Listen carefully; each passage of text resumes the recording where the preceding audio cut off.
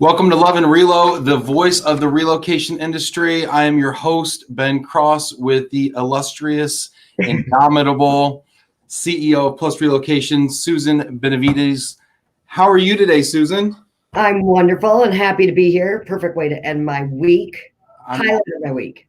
I am so honored to have you. I'm so excited to talk to you. I feel jazzed every time I speak with you. I think I'm a big thinker, and I think you are a visionary, and it's a real pleasure. And I hope I'm not overselling it, but I don't think it's possible. So excited to have you. Well, the nice thing is live. People can drop off if they don't like it, right? Yeah, exactly. Exactly. So, hey, if you're coming to us on LinkedIn right now, please go ahead and drop a comment, hit a like button, let us know where you're coming from. We will be taking comments also and questions on Facebook, on YouTube, as well as LinkedIn. So let us know where you're coming from. We're going to give some shout outs. Susan, I sent an email to somebody on your staff today, and I sent them a link, and I said, hey, watch this. I got Susan on today. And they're like, yeah, I'll let the office know. So I don't know how many people from Plus. Yeah, so maybe nothing's going to happen at your headquarters for the next hour. I don't know. If they're all on Facebook right now watching, who knows? But yeah, so really quick, we were just, where do I begin with you, Susan? From the beginning. I'm gonna just say a couple of things, observations, and I'm gonna ask you to kind of comment. I've always admired your personal brand, the courage with which you present yourself. I try to draw on that a little bit as well. Where does that come from for you? It's interesting. I think the personal brand thing is something that I took as I was growing as a leader. Someone once said to me, really need to define your personal brand and the things that are important to you. That if somebody said later on in life, that this is how I would describe her, that it fits that. So like for me, one of the things about my personal brand is I'm going to always tell you the truth. Mm-hmm. And so it really actually, while it's not always easy to give people, the hardcore truth, people will say to me, I never worry about where you stand with me because I know you'll tell me. Mm-hmm. So that's been something that's really important to me. Also, my approach in leadership is to allow myself to be vulnerable. I'll tell people stories about myself, good, bad, ugly. And I haven't decided that I've got to keep this, like the Plus persona and the Susan persona different. And I've actually had people say to me, you're the same person outside the office that you are in the office. I'm like, well, gosh, it'd be really hard to be two of me because I'm scared. That's been a trend, I think, that a lot of actually millennials are pushing right now. And I remember actually, I think it was the first person I heard really talk about that is Mark Zuckerberg. And, when Facebook was becoming like so ubiquitous, right? And people were like, yeah, but what happens when your personal image gets out, to your work colleagues or whatever? And he's like, well, why wouldn't you be the same person that you are? Yeah. And I think that was like a light bulb moment for a lot of people where people were kind of convicted, like, wait, I am leading a double life here. Yeah. And people that aren't prepared, I've been talking to people about this. And I said, we're going into a period in time where I don't think there's going to be any secrets. Right. So you better make sure you're living your life in a way where you're truly prepared to see your business on the front page of the Wall Street Journal, because that's kind of, I think, the life we're leading right now, or we're going into that era. So that's interesting. And you can fake it very well. I mean, that's the thing is, I say things in front of clients or prospects or employees that probably would shock some people, but it just comes out. I'm just me. But I think when you're genuine, and if you come across as genuine and you're the same person, you don't change. I mean, it's the same. They get the same Susan no matter what, and that's a lot of Susan. So, in addition to your authenticity and the way you carry yourself and the way you speak, which really resonates. The other thing I talked about is your vision and your strategic vision, and we're kind of starting to get into the meat here. But I mean, were you always a visionary? Were you always a strategic thinker? I know in my career that was something that I struggled with and I had to grow into. Was there an inflection point for you regarding strategy and vision, being a visionary? I grew up in an entrepreneurial family. So I think there's some of that just happens naturally when you're sitting at the dinner table, you're 10 years old listening to where things can go. And it's interesting because we really subscribe to the Gallup strengths in our company, and my top strength is strategic. And when I was young, I used to like to do a lot of creative writing and envision like what could be and what if this happened. And I don't know if some of that was just part of in my DNA, but I've never been afraid to challenge the status quo. I always tell people I get bored really easy, so I have to start thinking about different ways of doing things. Otherwise, what am I going to do all day? When the leader of the company gets bored really easy, that can be really difficult for everybody else in the company. Yeah. How do you manage that? Or how do they deal with like, okay, Susan's got another crazy idea. Like, I mean, do you feel like it stresses people? I mean, I think it's happened to me before. So, I mean, yeah.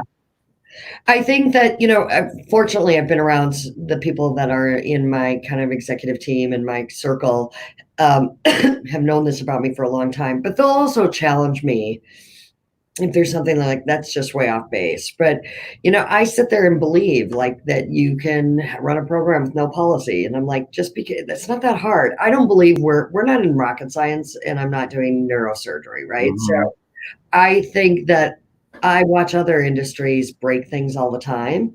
But when I do, I remember sitting in a meeting one day going, guys, I'm bored. Let's come up with something different. And they're all like, oh, dear, So really, just because I think it doesn't mean it makes sense. So I am a firm believer in having facts and data to support the theory that I think is out there. And I've said this a lot of times. I've been in this industry. It'll be 30 years actually on June 1st. Wow. So yeah, I know that ages me. But I could be the biggest hurdle because I think I know everything. And so one of the things I had to learn, and that grew over time, was realizing that it doesn't matter what I think. I need to go find the voice of the customer. And as long as the voice of the customer says something, then I've got to believe it. And they often challenge our status quo, which I love.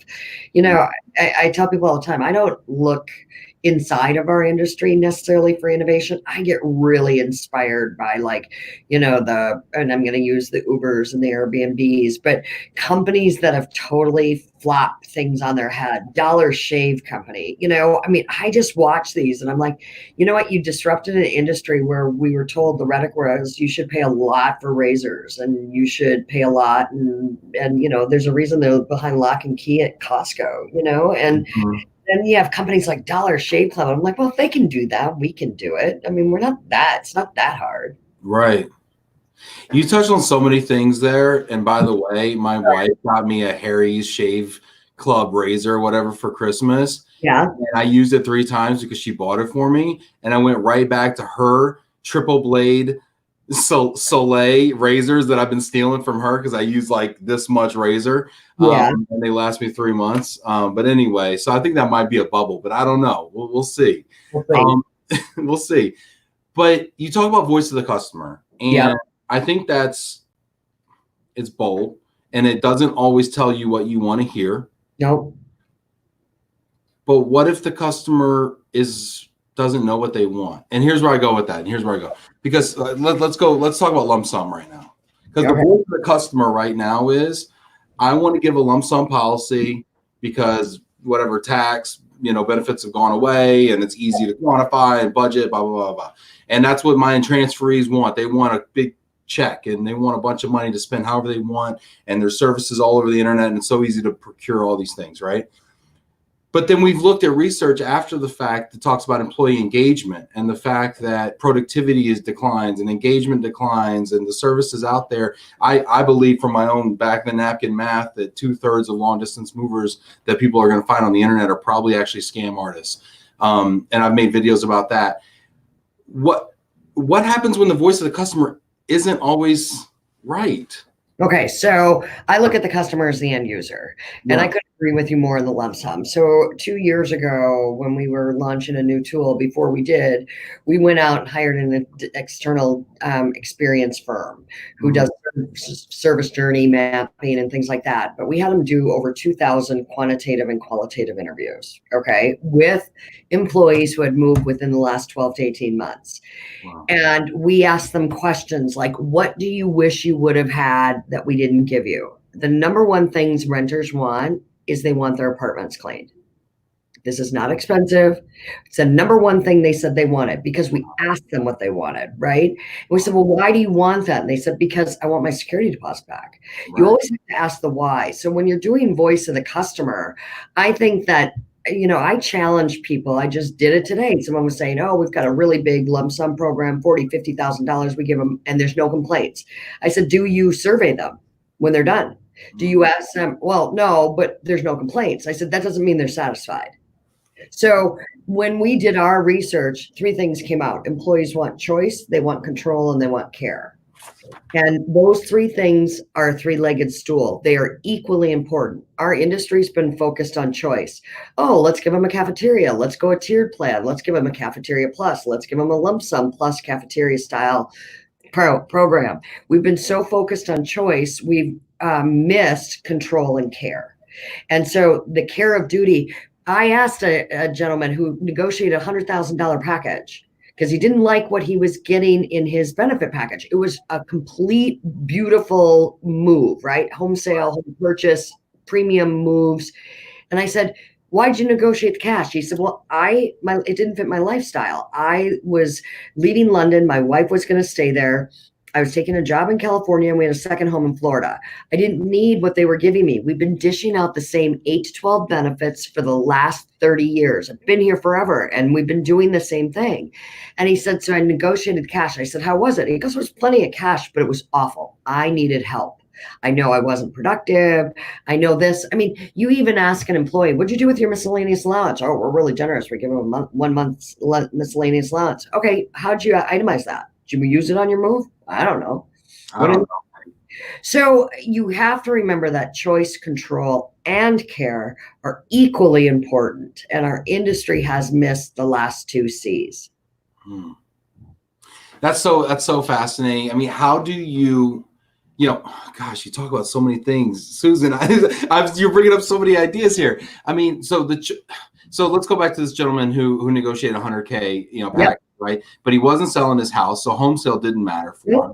Home purchase didn't matter because he was moving into a house he already owned or whatever, or renting. Wasn't moving anything. Yeah, wasn't moving anything. So the $100K for him was a nice chunk of change. However, the management of that was a problem still. So is it a managed cap move that you would prescribe in a situation? No, because caps are just painful, right? So there's a better way to do it. And, you can do a lot of things. I mean, people are like, well, we've got to be able to know that we're not going to spend more than 40,000. I'm like, well, then give them 35,000 and put 5,000 in a cushion in case you go over, but don't sit there and try to manage to a cap. Who ends up hurting from that? It's the employee. And I've seen too many cap programs that have exceptions still. Exceptions are the bane of the existence of our industry. And what's interesting in the research we learned was that while clients and customers or the corporate clients complain about exceptions, and so do RMCs because you're having to police people, employees, in our research, we learned that employees hate it just as much. They don't feel empowered. So this one executive said, well, I needed to extend my temporary lodging by 30 days. And, next thing you know, I've got to go to the mobility department and I've got to get approval and I've got to explain why. And I have to defend my case. He's like, I run an entire department. I've got hundreds of people under me. I manage a P&L and I'm not empowered to control my move. That's where the second C comes in. They want to be able to control. Let me decide how I want to move. And maybe if I do, I'll make better choices because you're letting me be empowered. I manage a $100 million P&L, but I can't manage my $50,000 cap move. Right. And then they want to throw it, they want to throw tax into it. And, now that everything's taxable, gosh, while while it hasn't been great for some and it's cost the company more money, it's really quite freeing because now finally we can give people the right to move the way they want to. And we're not trying to pigeonhole them into one thing or another. They still need to move things. Mm-hmm. I want to go to the comments here and give a couple shout outs and honor some people that have checked in with us and left some questions here. Let's see what people are saying out there. Max Lowy, I am also super excited, as am I, Max. Molly Feldman from Jacksonville. Hey, Molly. Matt Smith. Matt here from Move Matcher. What's up, Ben? What's up, Matt? Janet Turner. Hey, from Accelerated International, remotely working in Central Florida. And if you know any of these people and you want to say hi, feel free to cut me off. I may have met them, but hello to everybody. This is great that you're Simon Johns, happy Friday night from the UK. You know you're at the pub, Simon. If so, let me know what you're drinking there. Donald Hatt, hi, Ben and Susan from South Dakota. Oh, my neighbor. Yeah. Stefan Compan, agree with you, Susan. Important to stay yourself at all times. I agree. I think we're going into an era now where authenticity is prized and valued and given the place it's supposed to be given. I think people are just bombarded with inauthentic messages, but I think that's slowly starting to change because it's just not working anymore. Was that a light switch for you at all in your career? Was there a time when maybe you weren't as authentic as you are today and you decided, you know what, I'm gonna change the way I approach this? Yeah, I do. I think it was really when I started taking over the business because I felt like everybody was judging me, like you're only here because you're the owner's daughter, or you've just been moved up because you're the next one, and so I think I was trying to be this person that was going to like emulate my parents or the other people I had seen, and it's too much work for me. I would have ended up hibernating and probably not connecting with as many people. I mean, that's the thing, is I find people fascinating. I find, when I meet somebody in the mobility industry, I rarely ask them about their business or their company. I want to know about them, because that's what really excites me. It's the person behind that really determines where they're going to go and how they're going to elevate themselves in their career. And people's stories are fascinating. And if you really listen to it, it can give you so much insight how to run your business or to think differently, to think more strategically. And that's the whole reason we're doing Love and Relo. Honestly, it's about stories of the people who happen to work in relocation. Right. I'm not the first person in the world, for sure. Yeah, I love it. I'm passionate, and I don't know that people always see. I think, somebody once said to me, I said something, they're like, oh, that's not very presidential of you. And I'm like, who are you comparing me to? And I was, like one of my competitors or something. I'm like, well, I don't want to be like that. I mean, I'm like, I'm passionate, and I'm not afraid to let my passion show. And I think that's a big piece of it. You talk about kind of my brand is when I'm passionate about something, I'm behind it 150%. If I'm not passionate though, I'll be like, this is not my space, zero interest. Thank you. Peace out. Mm-hmm. Wow. Yeah.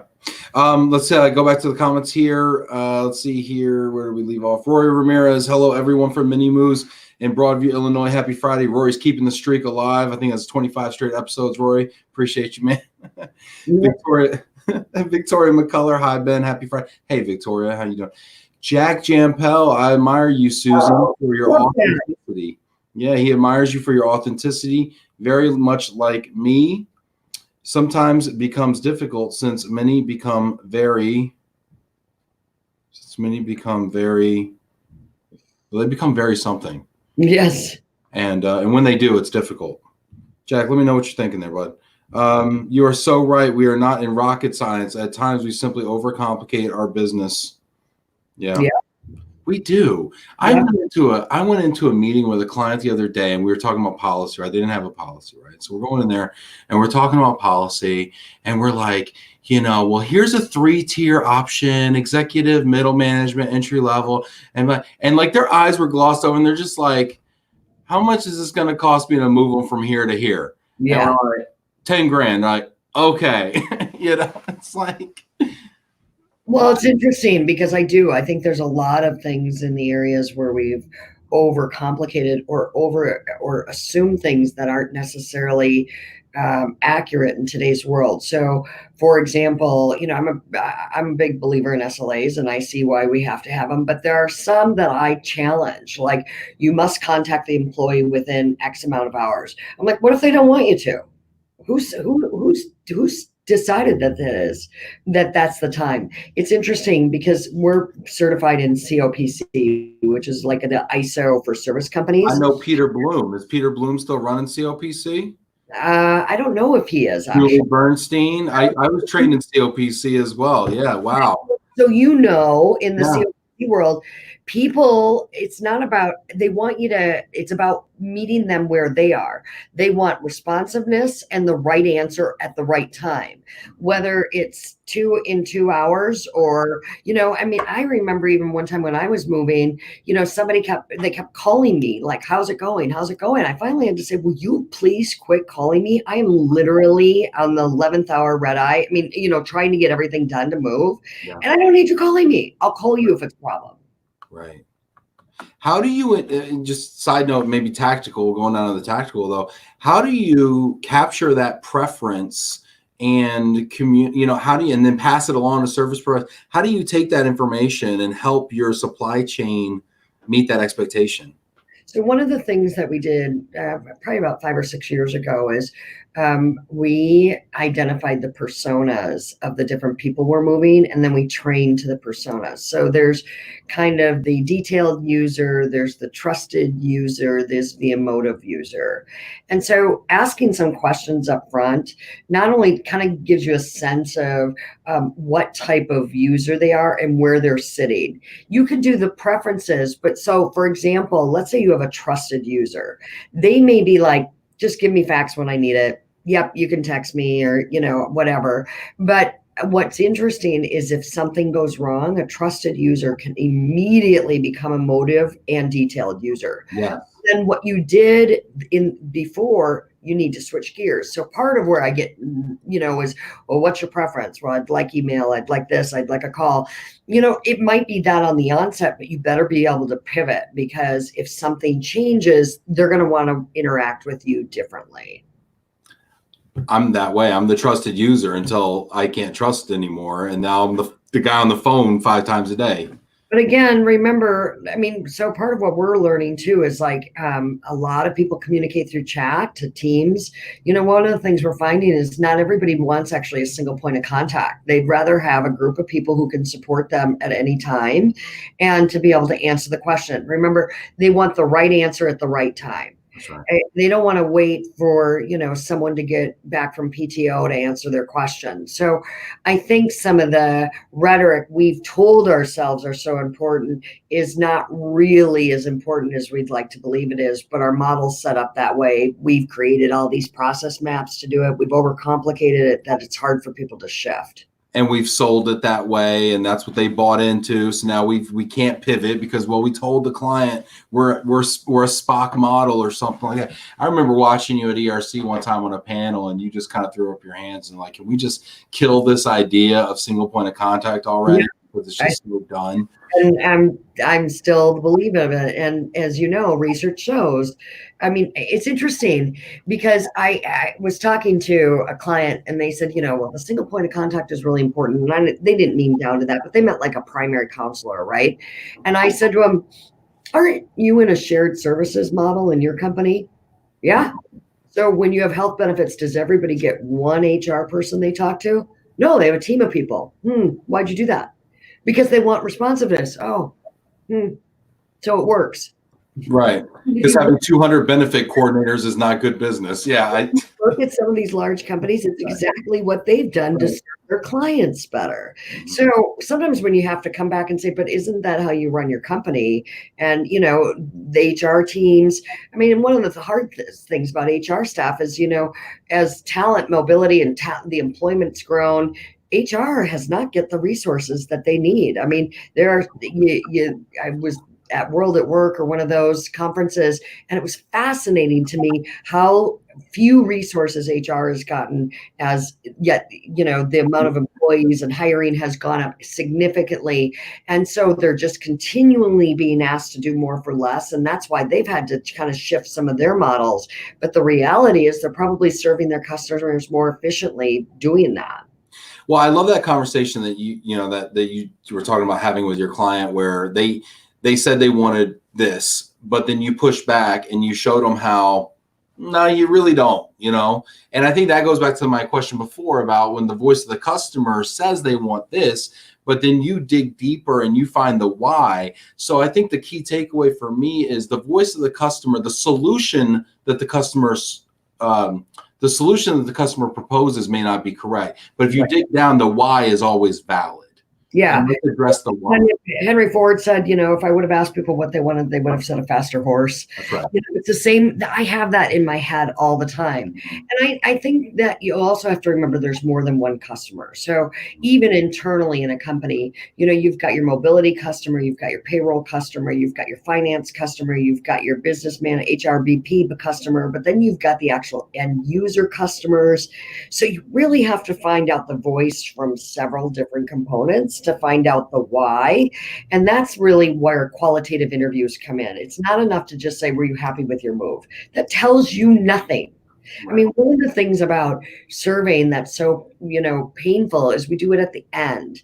And, people really, and yet people are trying to do pulse surveys and people don't want to be surveyed. They just want to be asked a question. Like, if there's something I could have done for you today, what would it have been? Asking open-ended, but we often don't want to ask open-ended because that might require something we're not prepared to do. Like think, yeah, or translate it into something other than a number, right? Or blocked into these, different survey scores and SLAs that we don't get the chance to say, well, maybe they didn't actually care about that.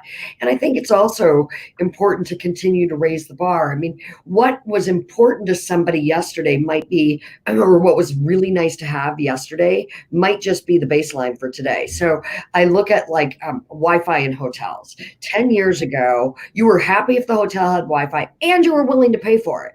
A couple years later, they better have Wi-Fi. And what do you mean I got to pay for it? So, I mean, look at us. The baseline now is it better be super high Wi-Fi. I better be able to stream my videos and it better be free. And it should be free. I was paying, $25.99 in New York City not that long ago on that stuff. Yeah. Going back to the scores and everything, right? So we lean on our ability to quantify things and say, you're a 92% provider, you're an 89% provider, and you're 80%, you better get your act together, you're out of here, right? And we miss the nuance there. And I think it would be really refreshing if someone asked open-ended questions and I walked into a client review at the end of the year, and instead of being presented with a scorecard that had me at a 92%, it had me at a thought bubble. And these are the most common words used to describe your company. And let's take a look at that and say. And I do think data is important, right? But one of the things you'll find is that in a journey, word cloud. You can have somebody who says, I was happy with this service provider. I was happy with this service provider, this. And then all of a sudden your score at the end is neutral. And I always say, because we don't know how they were feeling in the hallway. I got challenged one time and I'm so glad they did because it changed our thinking. They said, if you could never survey anybody ever again, how would you know how the experience was going for them? Go figure that out. Call and ask. So there are so many different ways you can do it. But the thing is, I think data is so important. I mean, if it's not even like, oh, look, your survey scores went up. One of the questions we should ask is, well, tell me why. What'd you do different? Oh, just because we were super nice that day, or it was off. I mean, the point is that there is data and everything is really important, but the qualitative that you're talking about, the soft comments, the word thought bubbles you have to take the whole picture. You can't just take one slice. Yeah. And so I think challenging companies to look at the way, like I said, when we got asked, if you never did a survey again, how would you be able to know how people are doing?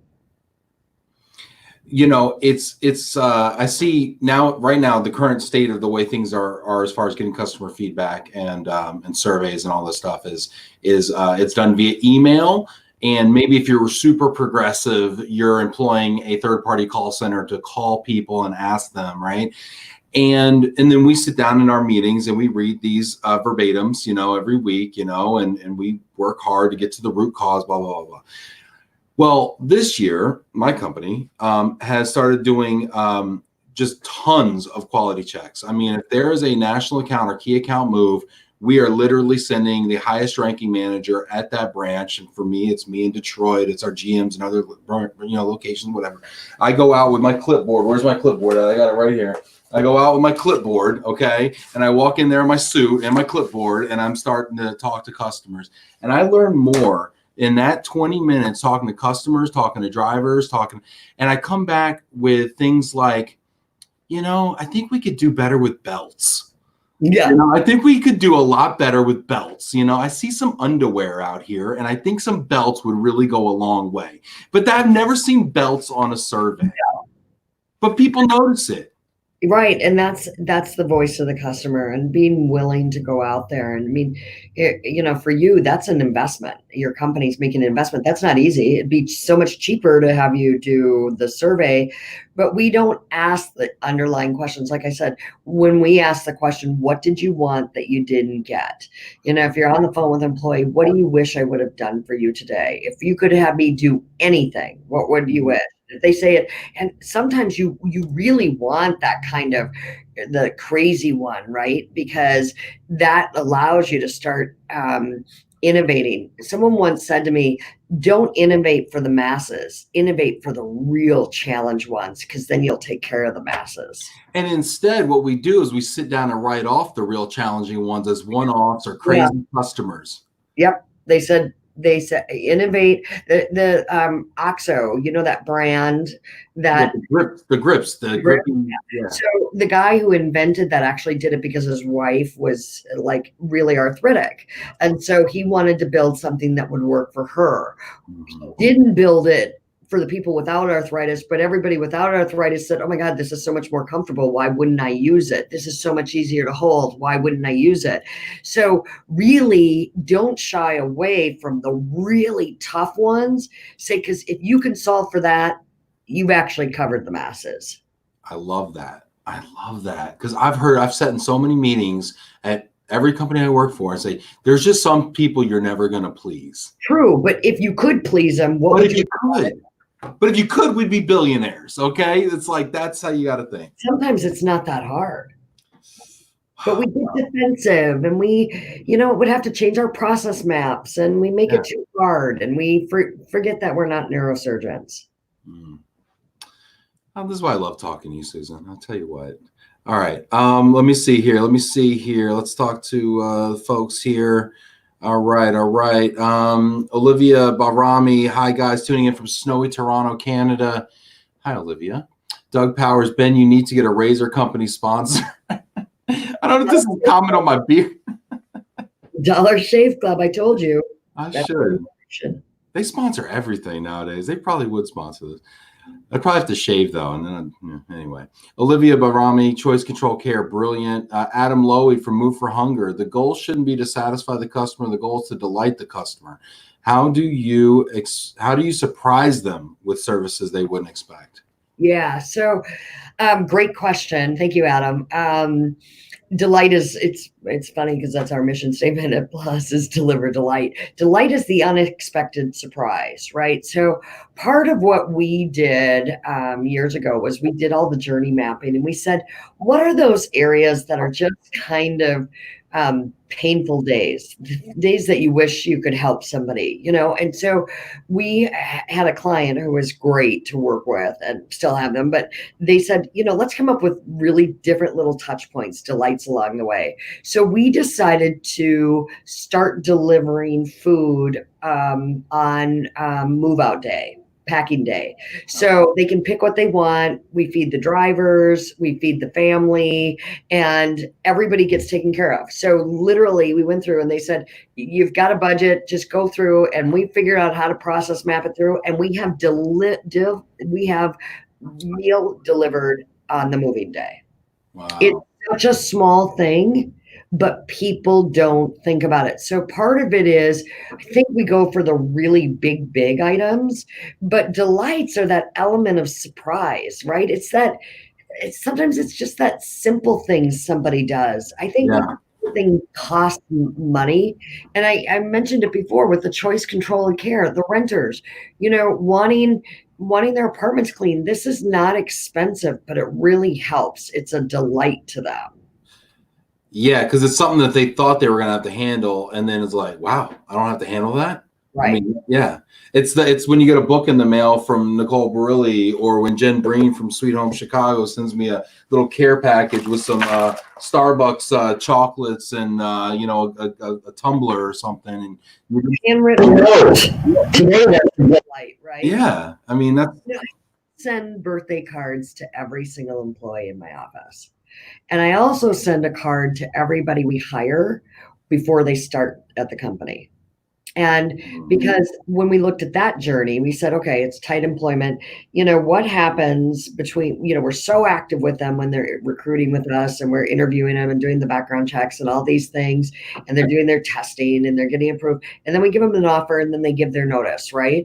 It's like buyer's remorse. They have 2 weeks there where they're sitting there going, well, gosh, did I make the right choice? It's like when people buy a house, right?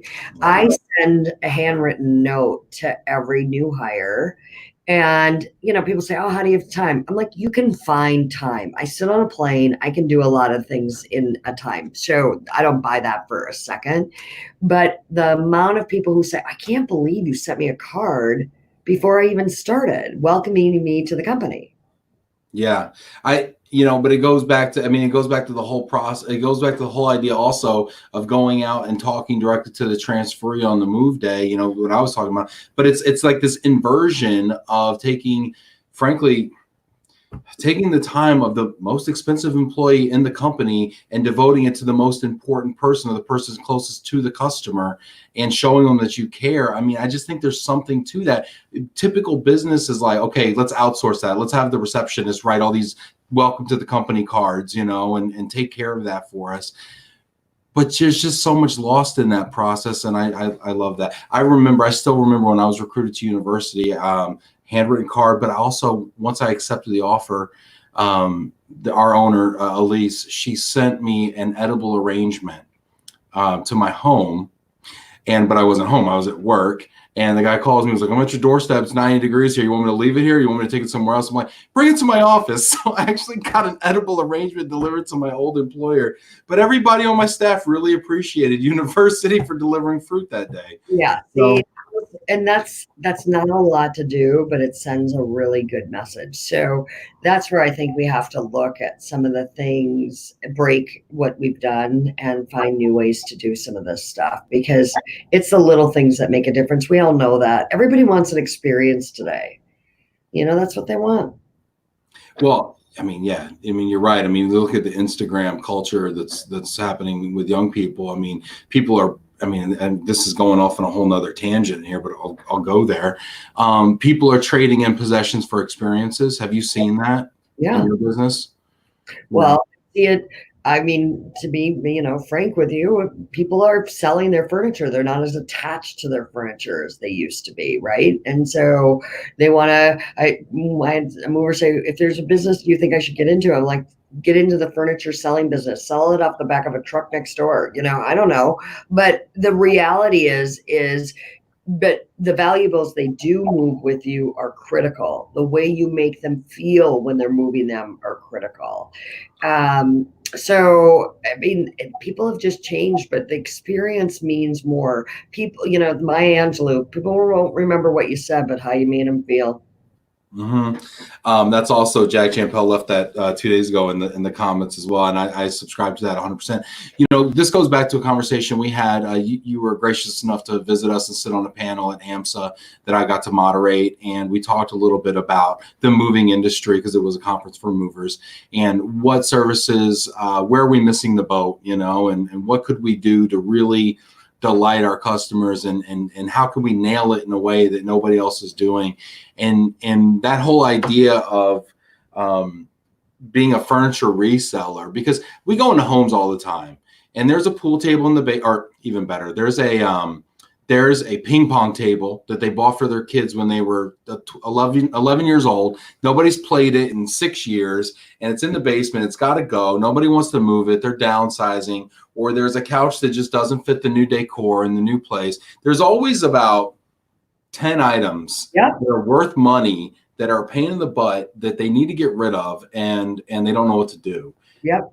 And I tell you what, as movers, if we just took it back to the warehouse, did a little consignment deal, Facebook Marketplace, whatever for them, so they don't have to go through that pain point. I mean, gosh, I just think we're missing the boat. Well, yeah. And the thing is, I mean, you don't even have to give them money for it, but they'll be just glad you took it out. Take it for free, keep the profit. Yeah. And, you know, a lot of people are doing these donation places and things like that, but they're even getting picky saying, well, we don't want any more of that. And that's too big, or, you know, I don't know. I think there's a way to help people. But again, I think you have to come in and say, if there was something you wished I was going to do today, other than just move your stuff, what would be really helpful? Is there any other services that you're seeing that you talked about? Cleaning apartments? I think that's phenomenal.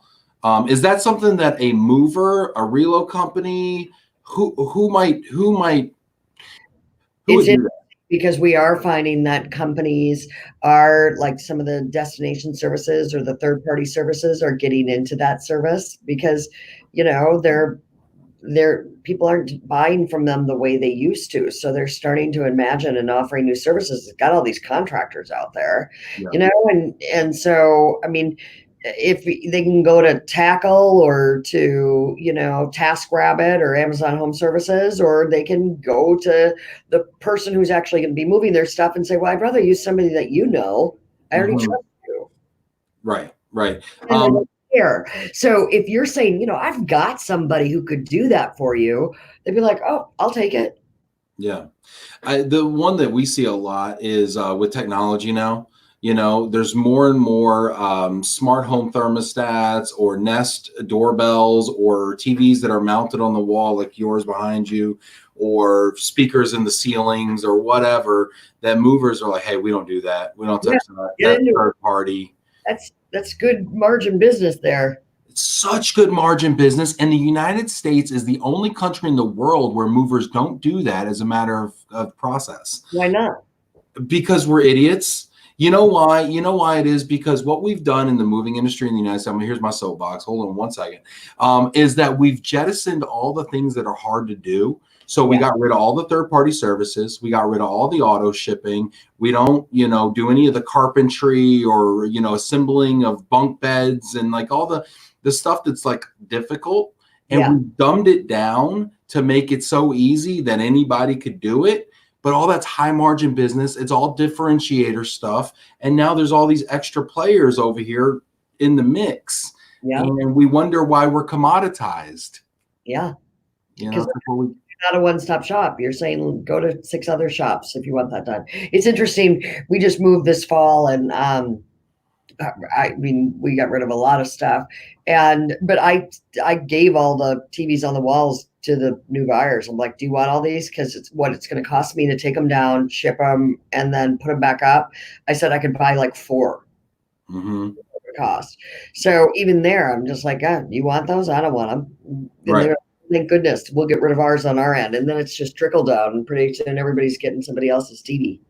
Well, and you look at other countries also. A lot of places overseas come furnished. You know, and that's kind of scary for movers too. Right? Yeah, I am seeing that more people are like, well, if I'm going to live here for 2 years, I might as just rent this furniture. We've got some more comments here and questions. Oh man, we got some good stuff here. Hey, here's one. Tracy Gatlin from Plus Relocation. What is she excited about for the future of mobility? Tracy Gatlin asked me that. She has to listen to it every day. I think she's giving you a softball. She's giving you a softball here. I'm so excited about transformation. I live in that space. You know, I've often told people that they've asked me, you know, where did you get kind of inspired that you could really transform things. And I've said this to a million people. I'm not a sports person at all. I mean, so you can ask me what team. I know the Twins and the Vikings because I live here. But beyond that, I'll say that's a hockey team and it's really a football team. But I watched like 30 for 30 on ESPN. Yeah. I love sports stories, but Moneyball was a game changer for me. I watched that movie and I thought to myself, I don't have the money. I don't have the big players to compete against my competitors in the way they're playing the game. I got to play the game differently. And so I literally come in and I often say, what can we break today? I look at the disruptors out in the world. We talked about a Dollar Shave Club, how did they totally disrupted an industry that told us we had to pay really a lot of money for razors. And so I sit there and spend all my time going, well, if they can do this, we could do that. Mm-hmm. So what am I excited for? I'm excited for putting the choice, the control, and the care at the employee's fingertips. I'm excited to transform the way we've been doing business. I'm excited to partner with people who want to break things too and say, let's do it differently and give people what they want. I want to learn more from the voice of the customer. I feel like I'm just getting started. But again, if 10 years ago, Wi-Fi in a hotel was a luxury, and now it's the bar. Whatever I'm doing today, 2 years from now, that's going to be the bar. So where am I going next? Sure. I love the idea of breaking stuff too. Yeah. Love that. Okay. All right. Let's see here. We got some good stuff going here. I want to take care of everybody, and people are just checking in left and right. Let me see here. Where did I leave off here? Shout out to Stephen Meyer, Arpin driver, Culpeper, Virginia. Victoria McCullar. I too love learning about people and their background. Not everyone feels the same way though. I think in this industry we're fortunate because people have cultural sensitivity. It's just what we're in, Simon John's absolutely spot on. You need to know the person. Yaron from Flat Rate checking in. Jackie Rowan loved your video. Used it to educate lots of our team. I bet she's loved your video. It's probably I'd rather stay. I'd rather stay. Okay, I'm going to tell you right now, Susan. I'm going to give you a compliment. I'm not overstating this. I'd rather stay is probably one of the top 5 pieces of mobility content ever produced. For anybody that hasn't seen it yet, YouTube it. Right? It's on YouTube. No, it's in their shoes. You can get it through the website, but yeah. Okay. Can you just tell us really quick for anybody that hasn't seen it, I'd rather stay? Yeah, so it was interesting because I was asked to speak about the customer journey at a conference, an RDC conference, Relocation Director Conference. I love them. And they asked me to come speak. And I had these PowerPoint slides. And I remember I turned to Joe the day before and I said, I have a totally different idea. What if I go into character of a woman who's a trailing spouse and go through all the challenges that you could experience in the whole concept of being able to see all the different players and seeing it from a different person's perspective. Well, so I went and did it live that day. And then someone said, you should put that on video. So I went in to a studio for a couple hours, did 3 takes, not scripted, but I really went from this emotional state of, this is my journey, and to all the people, the RMCs, the appraisers, the movers, the mortgage people, can you just appreciate for a minute what it's like to walk in my shoes? So it's a 12-minute video, but yeah, it was a highlight of my career for sure. Is it in my shoes or in their shoes? In their shoes. In their shoes. Okay. Yeah, it's emotional. I mean, you should. Latter, I can't remember if it's 2 T's. I can't remember. Isn't that fun? You should have got like an Oscar nod or something for that. I don't know. I thought it was really good. Stephen Meyer, the greatest thing a van operator can do is listen to the customer and address their concerns. I always say act like you care, and you can't help but do a great job. Stephen is a driver also. So I love we get so many perspectives on this show, right? We got drivers. I actually have some transferees coming on and stuff talking about their journey. Yeah, and how, remember I was telling you there's multiple customers. The driver has probably greater insights than anybody. And who's asking them? Instead, they're saying, what's your pickup time and what time were your arrival? And did you do a long carry? Oh my gosh, that's just logistics. The drivers are the one. I mean, first of all, this is their blood, sweat, and tears. They've got to get the crew. This is their livelihood. Right. People are saying to the drivers, if there's 10 things our company could do and do differently, what would you want us to do that would make your life easier and give a better experience? Who's asking them? I think I should ask that. I think I should have them on and ask. You should too. I'm scared of what they'll say, but no, that's the beauty of it. What are you scared that they might tell you what you need to hear? No, I know. Well, I think the fear. Here's the fear, right? And this is the fear with any true voice of the customer type of journey is they tell you something that is so hard to accomplish, or that you can't do, or is so hard to accomplish that it breaks everything, right? I mean, that's the fear, right? When we do these journeys. But you can also do a crawl, walk, run. You may not do it all today. Mm-hmm. When someone said you're actually going to order food for everybody on moving day, how would we do that? We'd have to find the restaurant. Oh my God, it wasn't that hard. We figured it out. It was really easy. So we're not brain surgeons. So there's nothing that they're going to tell you that's so hard unless they say, well, buy me a Learjet so I can get back and forth. I mean, maybe you say, how about we pay some more mileage?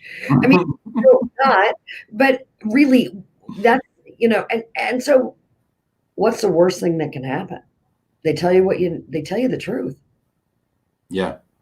The most important question I ask on my survey, this is from Jack Jampel, the most important question I ask on my survey, would you use this supplier partner again if you had to relocate or move again? If they say no, we follow up. Yep, good. Some people are going to the thumbs up, thumbs down as well. Super simple. In surveys. From people? Pardon? I'm getting thumbs downs from people. Yeah, I don't know. I hope not. You might get the poo emoji back. I think Stefan Campan, and it's by the way, if I'm mispronouncing your name, please let me know, because you check in a lot and I appreciate it. And I think you're in like Luxembourg or something like that.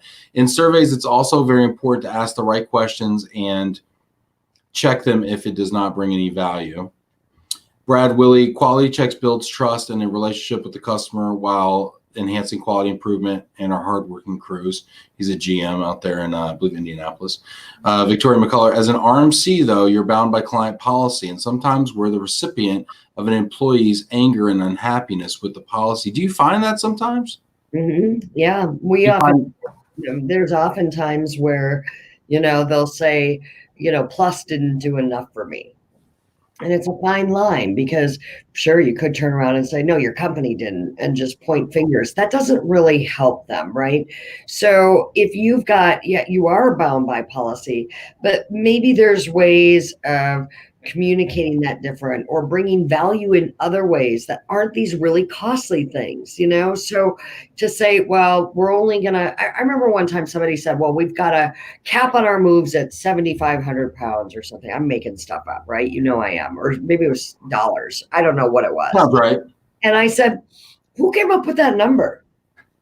Sounds arbitrary. That sounds arbitrary. Yeah. And let's go back and look at the data over 2 years. How much would it cost you if you would have just open-ended it instead of having the employee climb back the money from him? It was less than 1%. I said, you are making people irritated over less than 1%. So that's where data really supports it. But I was like, the headache you do to say, oh, you went over, do you want to get rid of something? Otherwise, you got to write me a COD check on the way out. No, that's a horrible experience. So sometimes I think we have to challenge why things are in place in the first place, and to say, well, you're better off giving them something completely different rather than a little bit of something they wish they had more of. The best RMC partners are the ones that are willing to push back and can make that case and can actually get the corporate client to change their mind and make that adjustment. Because a lot of times we get this where they just, oh, well, this is the policy, and they push it to us. And every time we get the initiation, we're like, that's not going to work. I know it's the policy. My response would be, okay, so if that's based on this, and here's the data that proves that out, then our SLAs and our survey scores are going to be 10% less than you think they are. So as long as we're in agreement that this is a failure point.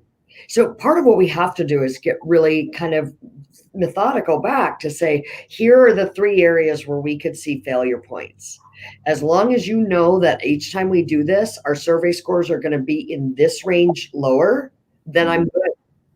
Well, and as service providers, that's on us. So when we're doing our client reviews and they're giving us our scorecard, we need to also come in with the top 3 dissatisfiers and things that we can, yes, 100% agree with you. David Sharon, delivered delight, awesome. Michael Quigley, delivering delight. Everybody loves that, delivering delight. Yeah. Molly Feldman, negative surveys are precious. There is so much they can tell you. I agree. Celebrating failure, right? Jamie Massler, hi, Ben and Susan. Cheers from sunny Mississippi. Yay. Alina Anderson DeLay, Susan, you were president when I first joined ERC in 2010. I think that was the same year I also joined. That was my first exposure to you. Like with your employees, you were very approachable and personal to the YP40 attendees. I still remember your advice on being vocal and getting active in the industry as soon as possible. Thank you for your encouragement and welcoming spirit, Heart. Oh, I might cry. I know, right? Isn't that the best? Every day I get to do this and hear people say, I do this every Friday with you because it's the perfect ending to my week. It's not bad. I tell you what. Yeah, come on anytime. Victoria McCullar, wow, thank you for taking the time to welcome your new employees. That would go a very long way with me. Mm. Irina Tkach, hi, Ben and Susan. Greetings from Toronto. Would you mind sharing your views on the biggest challenges that the relo industry is facing today? Yeah, I think I've kind of covered it a little bit, but I think that the problem is in the absence of giving people what they want, we've been giving them the lump sum as the alternative. And we've told ourselves that's the easier way to do. I think that the revenue models are broken. I think that even in a relocation management space, the reliance on referral fees is a troubled model. I think it doesn't suit everybody best. I think we have to switch to looking at, if you really want to give people what they want, you can't be encumbered to hoping that you get revenue from it. And so I think we need to move to a fee for service model. I think people need to be able to be profitable so that they can invest. You know, you can't say, hey, man, I want this really deep discount, but I also want you to invest heavily in technology. That's mixed messaging.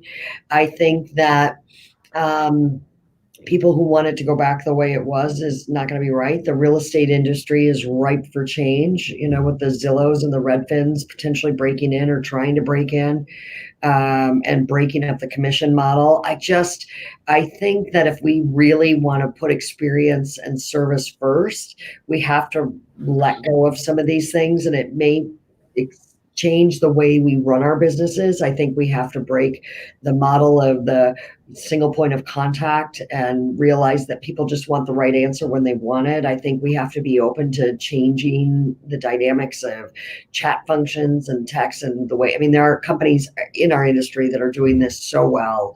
But I think we have to be willing to challenge the status quo, but it can't be just 1 or 2 of us. It's got to be a bunch of us. Yeah, you gave a laundry list of things we have to break. Better get the dustpan because we're going to be sweeping up for a while. But no, I think you're the first person that's come on this show and talked about the revenue model and talked about the fact that the fee structures and going back to a fee for service, which kind of I believe used to be the norm, and then we kind of went into the 0 fee era. Yeah, and we hid the fee structures, right? And then you know, how do you make a bounce? How do you swing the pendulum back the other way now? You know. Well, I mean, there's times we've been on business and they said, we really like you, but you're too expensive. And I'm like, okay, then go for cheap. That's cool. I don't have a problem with that. So how do you change the pendulum? I mean, I think you just have to start giving people the truth and the facts. And I think if we don't recognize that this is our future, we're going to have a problem. I mean, look at the cab drivers with Uber and Lyft. I mean, you know, instead they get governments involved and try to get them kicked out rather than just saying, you know what, this is how people want to deliver. I mean, you know, that baseline, right? When I have to get in a cab and they don't even take a credit card, I'm like, I don't know what to do. I don't have cash. I'm going to have to like borrow some from you to pay you, you know? And so I just think if we're really giving people what they want, the experience can change when you're not tied to the way we've always done it and the way we make our money. Love it. Excellent. Rory Ramirez, I would offer other services to the customer. One of the services was cleaning ladies. I was doing this 15 years ago, all background checks and insured. I personally would offer handyman jobs. That's another one. I mean, how many times you got to Smartest thing. patch drywall or do a little paint? I would personally offer handyman hanging pictures, moving furniture, hanging pictures. That's another one, right? We dump everything into a room and then we say, okay, room of choice. Goodbye, ma'am, sir. I'm anything else I can do for you? Yeah. Put all this stuff on the wall. That'd be super. It's like, people don't know how to hang pictures. Oh my gosh. Oh, and it's such a big deal. It is, but and 2 years to hang my pictures. Yeah, I know. I'm still hanging. I haven't hung all on my house because I just am like, oh, we don't have time to think through that. I paid 10 grand for a move and my house still looks like crap. It looks like somebody just looks like a dump in here. Oh my gosh. But I wouldn't push and I would only leave my number if they were seriously interested. Yeah, I mean, that's smart, and that's entrepreneurial. I mean, it does become hard to scale that service, kind of like you're buying lunch for everybody, but it is possible. It is. And we have to strive. Yep. We have to strive. I think too long we've been in settle mode and we have to be in strive mode. Well, maybe your partner to do it is nothing to do with this industry and is somewhere else doing it. So many people out there are doing things that the incumbents won't do, and it's just anyway. All right, let's see. We're going to run a short time. I want to get to everybody here. Martin Mayotte, my first introduction to Susan was at ERC where she made a bunch of millennials cry. My question is, has she made any other millennials cry recently or people of interest? I make my kids cry, but they're not. They're more Gen Zs. Do I make people cry? Probably.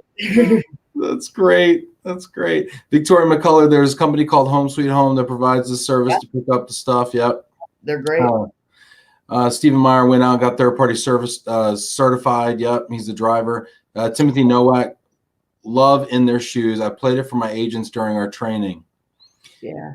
That's when you've hit it on the head, when other companies play your video as a training. That happened to me. A friend of mine, John Zilk at NRI, he played a lump sum rogue mover video that I did for his whole company around Christmas time. And that's when you nailed it. Kudos to you again for that. Lori Murphy, agree with you totally, Susan. RMC business model is broken. Good job as always, Ben. Thank you, Lori. Martin Foxwell, CRP, very wise comments on the revenue referral models and the need to break that going forward. Some great stuff here. And then, of course, Odette, is this AMS's Young Professional Model? Yes, so there was, this is AMS's Young Professional Model of Excellence Award winner podcast. Yeah. Thank you very much, Odette. I did win that award today. Oh, you did? Yeah, I did. Congratulations. Thank you very much. I appreciate it. So I'll be accepting that. But Susan, here we are. Time flies with you as always talking. Is there anything, I have like all these other things I wanted to ask you about, so you might have to come back and talk to us some more. But is there anything before you go today on this Friday? We still have a ton of people logged in on LinkedIn that you would want to leave with people. Any parting words of advice, perhaps? My father always said to me, do it afraid.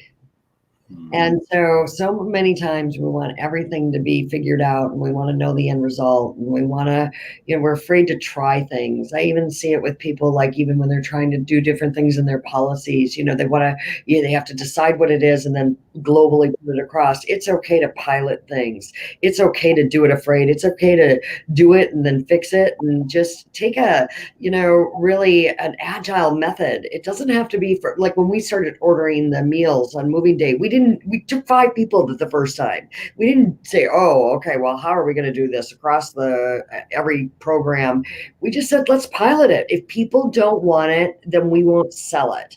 We tried doing all sorts of things. We pilot stuff all the time. So do it afraid and, break stuff. And then if you break it, you can, usually the result is not that bad, right? Anything you're going to do isn't probably going to be earth-shattering to the company. I always tell my employees, there's really nothing you can do that's going to take this company down. So, I can do stupid things. things for sure. But I said, but do it afraid. It's okay. I love it. I absolutely love it. Susan, as always, eye-opening, edifying, inspiring. Thank you so much for being with us this Friday. I really appreciate it. Thank you. It was great, Ben. You're awesome. And congratulations again on your award. Thank you so much. I appreciate it. Thanks everybody for tuning in. Have a great weekend, everybody. All right.